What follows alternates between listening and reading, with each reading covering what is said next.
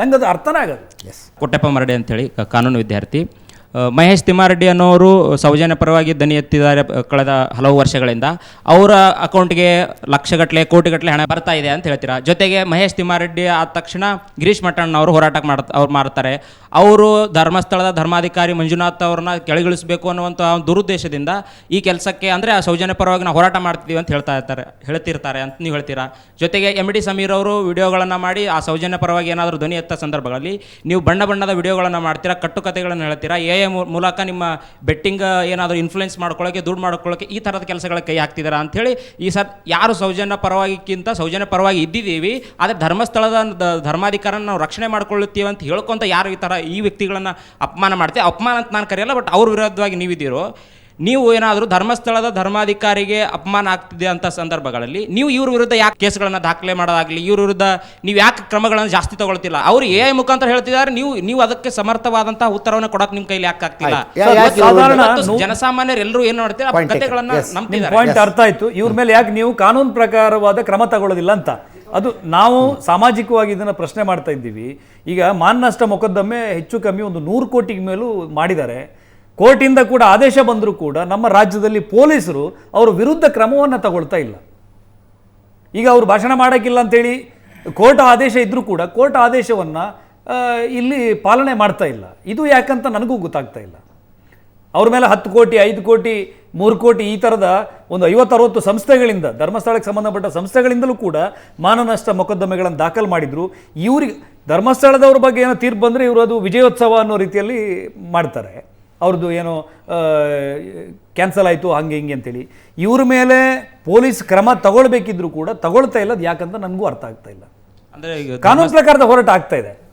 ಈಗ ಮೊನ್ನೆ ಸ್ಟೇ ತಂದುಬಿಟ್ರೆ ನನ್ನ ಮೇಲೆ ನೀವು ಬಾಯಿ ಬಂದು ಬೈಕೊಳ್ಳಿ, ನಾನು ಸುಮ್ಮನೆ ಕೂತ್ಕೊಬೇಕು. ನನ್ನ ಮೇಲೆ ನೀವು ಬೈಬಾರ್ದು ಅಂತೇಳಿ ನಾನು ಸ್ಟೇ ತರಬಾರ್ದು.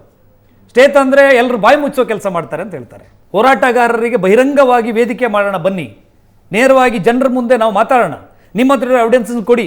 ನೋಡಿ ಸರ್, ಈ ಫೋನನ್ನು ಇಟ್ಕೊಂಡು ಹೇಳ್ತಾರೆ, ಇಲ್ಲೇ ಇದೆ ಎವಿಡೆನ್ಸ್, ನನ್ನ ಹತ್ರ ತೋರಿಸ್ತೀನಿ ಅಂತ ಹೇಳಿದರು. ಎಲ್ಲಿದೆ ಅವರ ಎವಿಡೆನ್ಸು? ನಮ್ಮ ಹತ್ರ ನೋಡಿದವರಿದ್ದಾರೆ, ಸಾಕ್ಷಿ ಇದೆ ಅಂತೇಳಿ ಹೇಳಿದರು. ಕೋರ್ಟಿಗೆ ಮುಚ್ಚಿದ ಲಕೋಟೆಯಲ್ಲಿ ಕೋರ್ಟಿಗೆ ಸಾಕ್ಷಿಯನ್ನು ಕೊಡುವಂಥ ಅವಕಾಶಗಳಿವೆ. ಯಾಕೆ ಇವರು ಕೊಡಲಿಲ್ಲ? ನ್ಯೂಯಾರ್ಕ್ ಯೂನಿವರ್ಸಿಟಿಗೆ ಧರ್ಮಸ್ಥಳದವರು ಇನ್ವೆಸ್ಟ್ಮೆಂಟ್ ಮಾಡಿದ್ದಾರೆ, ನನ್ನ ಹತ್ರ ದಾಖಲಿದೆ ಅಂತೇಳಿ ಹೋರಾಟಗಾರ ಹೇಳ್ತಾನೆ. ಬಹಿರಂಗವಾಗಿ ಹೇಳ್ಬೋದಲ್ಲ, ಅದಕ್ಕೆ ಯಾರ ಅಡೆತಡೆ ಇದೆ? ಒಂದು ರೂಪಾಯಿ ಅವ್ರದ್ದು ಇನ್ವೆಸ್ಟ್ಮೆಂಟ್ ಇದ್ದಿದ್ದರೆ ನಿಮ್ಮ ಜೊತೆ ನಾನು ಬಂದು ಜೀತಕ್ಕೆ ನಿಲ್ತೀನಿ ಅಂತೇಳಿ ನಾನು ಬಹಿರಂಗವಾಗಿ ಸವಾಲು ಹಾಕಿದ್ದೀನಿ. ಇವತ್ತಿನ ತನಕ ನನ್ನನ್ನೊಂದು ಜೀತಕ್ಕೆ ಇಟ್ಕೋಬೋದಲ್ಲ ಅವರು? ನನ್ನ ಮೇಲೆ ಸಿಟ್ಟಿದೆ, ಅವನಿಗೆ ಹೊಡೀರಿ, ಖಾರದ ಪುಡಿ ಹಾಕಿ, ಕಲ್ಲು ಕುಟ್ಟಿ ಅಂತ, ಕಲ್ಲೆಸಿರಿ ಅಂತ ಹೇಳ್ತಾರಲ್ಲ, ಹಾಗಿದ್ರೆ ನನ್ನನ್ನು ಅವ್ರು ಜೀತಕ್ಕೆ ಇಟ್ಕೋಬೋದಲ್ಲ? ಪ್ರೂವ್ ಮಾಡಲಿ ಅಲ್ಲ. ಬರೀ ಜನರ ದಿಕ್ಕು ತಪ್ಪಿಸ್ಲಿಕ್ಕೆ ದಾಖಲೆ ಇದೆ, ಸಾಕ್ಷಿ ಇದೆ. ನೋಡಿ, ತಲೆಬುರುಡೆ ಪ್ರಕರಣದ ಪ್ರಶ್ನೆ ಕೇಳಿದ್ರು ಸರ್. 2024 ಫೆಬ್ರವರಿ 24ಕ್ಕೆ ಒಬ್ಬ ಭಾಷಣ ಮಾಡ್ತಾನೆ ಬೆಳ್ಳೂರು ಎನ್ನುವಂಥ ಒಂದು ವೇದಿಕೆಯಲ್ಲಿ ನಿಂತುಕೊಂಡು, ಮುಂದೆ ಈ ಬುರುಡೆಗಳನ್ನೆಲ್ಲ ತೆಗಿತೀವಿ ನಾವು, ಎಲ್ಲೆಲ್ಲಿದೆ ಅಂತ ಗೊತ್ತು ನಮಗೆ ಅಂತ ಹೇಳ್ತಾನೆ. ಅಂದರೆ ಇದು ಪ್ರೀ ಪ್ಲ್ಯಾನ್. ಇದು ಒಂದು ಇವರು ಏನೇನು ಇದು ಧರ್ಮಸ್ಥಳದ ವಿರುದ್ಧ ಇಂಟರ್ನ್ಯಾಷನಲ್ ಲೆವೆಲಲ್ಲಿ ಒಂದು ಪ್ರಭಾಗಂಡ ಮಾಡಬೇಕು ಅಂತೇಳಿ ಎಲ್ಲ ಕ್ರಿಯೇಟ್ ಮಾಡ್ಕೊಂಡಿದ್ದಾರೆ.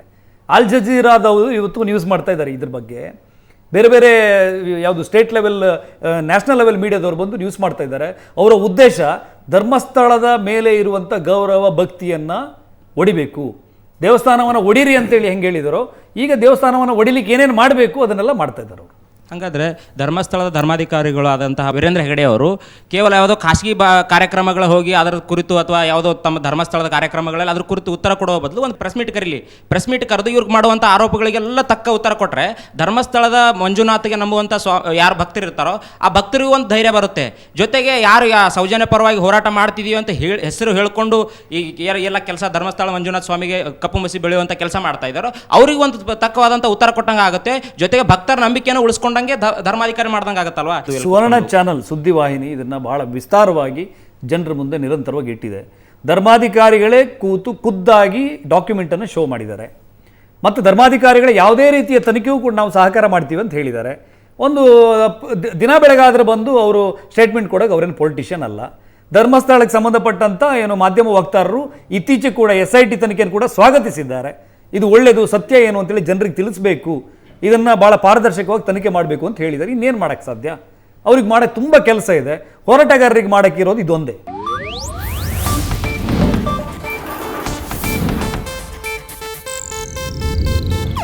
ಇದು ಏಷ್ಯಾನೆಟ್ ನ್ಯೂಸ್ ನೆಟ್ವರ್ಕ್ ಪ್ರಸ್ತುತಿ.